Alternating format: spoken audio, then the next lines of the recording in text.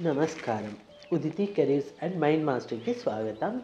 నేను doctor Swapna, psychologist and graphologist. ఈరోజు మన టాపిక్ వచ్చేసి సెల్ఫ్ కేర్. అంటే మన గురించి మనం తీసుకోవాల్సిన జాగ్రత్త. సెల్ఫ్ కేర్ అనేది ఎందుకు అవసరమా అనేది తెలుసుకుందాము. అలాగే ఎలా చేసుకోవాలి కూడా తెలుసుకుందాం ఈ వీడియోలో. ఈ సెల్ఫ్ కేర్ అంటే ఎగ్జాంపుల్, ఒక గ్లాస్ ఉందనుకోండి. ఆ గ్లాస్ మనము దాంట్లో ఆల్రెడీ వాటర్ ఉన్నాయి. అప్పుడు మీరు ఇంకొంచెం వాటర్ పోస్తే గ్లాస్ ఓవర్ఫ్లో అవుతుంది. అలాగే ఎంటీ గ్లాస్ అనుకోండి, మీరు దాంట్లో వాటర్ పోస్తే మీకే నిండుతుంది. అంటే అది బయటికి వెళ్ళదు. అంటే మిమ్మల్ని మీరు కేర్ తీసుకోవడం అంటే ఫుల్ గ్లాస్ ఆఫ్ వాటర్. ఎప్పుడైతే ఫుల్ గ్లాస్ ఆఫ్ వాటర్ మీరు ఉంటారో అప్పుడే అది ఓవర్ఫ్లో అవుతుంది. అంటే ఇతరులకు ఇచ్చే ఛాన్సెస్ ఉంటాయి. అది లేనప్పుడు ఆ ఓవర్ఫ్లో అవ్వకుండా ఆ వాటర్ మీకే సరిపోతాయి. సో అలా సెల్ఫ్ కేర్ అనేది ముందు మనకి మనం ఇంపార్టెంట్ అని తెలుసుకోవడం, మనం వెల్ బీయింగ్గా ఉండడం, మన హ్యాపీనెస్ కూడా ఇంపార్టెంటే. ఎప్పుడైతే ఈ సెల్ఫ్ కేర్ తీసుకుంటామో స్ట్రెస్ తగ్గుతుంది, మన యొక్క సెల్ఫ్ ఎస్టీమ్ పెరుగుతుంది. అలాగే మన mental health, physical health, emotional health కూడా బాగుంటుంది. అవి ఎప్పుడు బాగుంటాయో మన రిలేషన్షిప్స్ కూడా అప్పుడు బాగుంటాయి. మన లెవెల్ ఆఫ్ కాన్ఫిడెన్స్ కూడా పెరుగుతుంది. అయితే ఇవి సెల్ఫ్ కేర్ తీసుకోవడానికి కొన్ని టిప్స్ ఉన్నాయి. ముందుగా టిప్స్ ఏంటో చూద్దాము. నిద్రపోవడానికి కంపల్సరీ ఒక రొటీన్ ఉండాలి. మనం నిద్రని ఎంత అంటే మనకి రిజునవేట్ అయ్యేంత ఇంపార్టెంట్. మనము నిద్రపోవడానికి చాలా ప్రయారిటీ ఇవ్వాలి. మనం సరిగ్గా నిద్రపోతేనే మన మైండ్ రిజునవేట్ చేసుకుంటూ ఉంటుంది. అంటే నెక్స్ట్ డేకి ఎనర్జీ అనేది డెవలప్ చేస్తుంది. అది ఎనర్జెటిక్గా అవుతుంది. మనం డల్ కాకుండా ఉంచుతుంది. అలాగే హెల్దీ ఫుడ్ తినడం. మీరు హెల్దీగా అన్హెల్దీ ఫుడ్ ఎప్పుడో ఒకసారి తింటాము, అది కాదు. హెల్దీ ఫుడ్ని ఎక్కువ కాన్సన్ట్రేట్ చేయాలి. ఫిజికల్గా మూమెంట్ ఉండాలి. అదే డ్యాన్స్ కావచ్చు, ఇంకా ఏదైనా సరే, వాకింగ్ కావచ్చు, జాగింగ్ కావచ్చు, అలాంటి ఏవైనా ఒక ఫిజికల్ మూమెంట్ ఇవ్వాలి. ఇవన్నీ కూడా సెల్ఫ్ కేర్కి దోహదపడతాయి. రిలాక్సేషన్ని ప్రాక్టీస్ చేయాలి. అంటే మెడిటేషన్ లాంటివి, లేదంటే కొన్ని రిలాక్సేషన్ టెక్నిక్స్ ఉంటాయి, జేపీఎంఆర్ అలాంటివి. ఆ టెక్నిక్స్ కూడా ఫాలో అవ్వచ్చు. లేదంటే మైండ్ఫుల్నెస్ ఉంటుంది, అది కూడా ఫాలో అవ్వచ్చు. ఈ మైండ్ఫుల్నెస్ టెక్నిక్ గురించి డిస్క్రిప్షన్లో నా బ్లాగ్ లింక్ ఉంటుంది, ఒకసారి చెక్ చేసి చూడండి. లేదంటే ఇది ఒక వీడియో వేరేది చేసుకుందాము. ఈ హెల్దీ బౌండరీస్ని కూడా పెట్టాలి. మనకి ఎప్పుడైతే ఇబ్బంది కలిగించే కొన్ని రిలేషన్స్ ఉంటాయి, అవి ఎక్కడైనా ఉండొచ్చు. అది ఇంట్లో కావచ్చు, లేదా వర్క్ ప్లేస్లో కావచ్చు, సొసైటీలో కావచ్చు. అలాంటి వాటికి బౌండరీస్ పెట్టుకోవాలి. నో అని చెప్పగలగాలి. Learn to say no. అంటే ముందుగా మనం అది నేర్చుకోవాలి.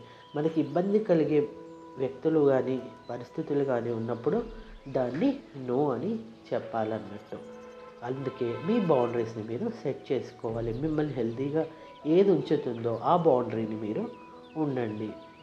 స్క్రీన్ టైంని కూడా కంపల్సరీగా తగ్గించుకోవాలి. అవి తగ్గినప్పుడే మీకు మీరు టైం ఇచ్చుకోగలరు. మిమ్మల్ని మీరు మీ హాబీస్ని ఎంగేజ్ అయ్యి దాంట్లో ఫ్లోలో ఉండగలరు. ఆ హాబీస్లో ఫ్లోలో ఉన్నప్పుడు మీకు హ్యాపీనెస్ అనేది ఉంటుంది. అది ఒక తెలియని ఆనందం అనేది ఇస్తుంది. ఈ స్క్రీన్ టైం తగ్గించుకుంటేనే మీరు ఇవన్నీ చేయడానికి టైం దొరుకుతుంది. సోషల్లీ ఫ్రెండ్స్తో మూవ్ అవ్వడం. ఫిజికల్గా కూడా మీరు ఏదైనా ఫంక్షన్స్ కానీ, గెట్ టుగెదర్స్ కానీ ఇలాంటివి ఉన్నా మంచిదే. మీ ఫ్రెండ్స్తో, ఇతర రిలేషన్స్తో మీరు సోషల్గా ఉండడం కూడా ఒక సెల్ఫ్ కేర్లో ఒక పద్ధతే. మీకు సపోర్ట్ అవసరమైనప్పుడు తీసుకోవాలి.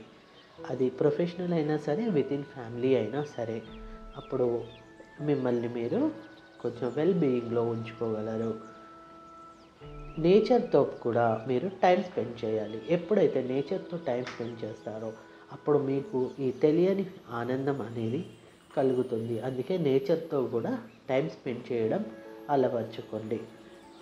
అసలు ఈ సెల్ఫ్ కేర్ అనేది ఎందుకు ఇంపార్టెంట్ అని అనుకుంటే దానికి కొన్ని కారణాలు ఉన్నాయి.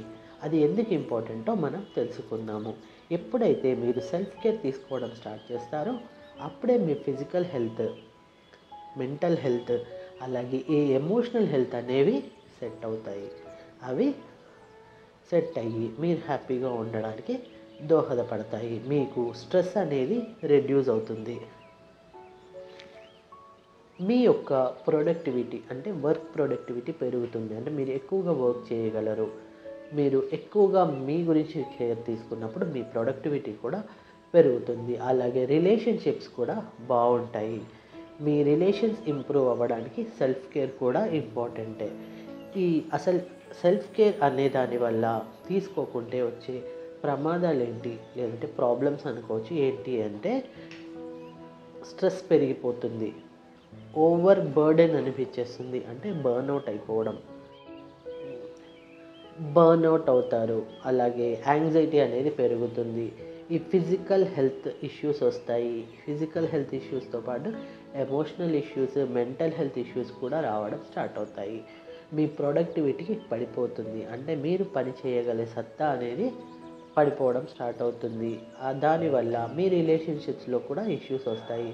మీ రిలేషన్షిప్స్లో ఇరిటబిలిటీ అంటే చిరాకు చూపించడము, మూడ్ స్వింగ్స్ కలగడము, ఇలాంటివన్నీ వచ్చినప్పుడు మీరు ఈ మూడ్ స్వింగ్స్ వల్ల మీ రిలేషన్షిప్ స్ట్రెయిన్ అయ్యే ప్రమాదంలో ఉంటుంది. అందుకే మీ సెల్ఫ్ కేర్ అనేది ఇంపార్టెంట్. ఎప్పుడైతే మీరు సెల్ఫ్ కేర్ని ప్రయారిటైజ్ చేస్తారో మీ హెల్త్, అలాగే బ్యాలెన్స్డ్ లైఫ్ అనేది మొదలవుతుంది. సెల్ఫ్ కేర్ తీసుకోవడం అనేది చాలా ఇంపార్టెంట్. ఇప్పటి నుంచే మీరు సెల్ఫ్ కేర్ తీసుకోవడం ప్రారంభించండి. ఇంకా ఈ సెల్ఫ్ కేర్ మీద ఏదైనా డౌట్స్ ఉంటే కామెంట్ సెక్షన్లో పెట్టండి. ఇది కూడా బ్లాగ్లో ఉంది, వెబ్సైట్, దాని లింక్ డిస్క్రిప్షన్లో ఉంటుంది. Please like, share, comment and subscribe. Thank you.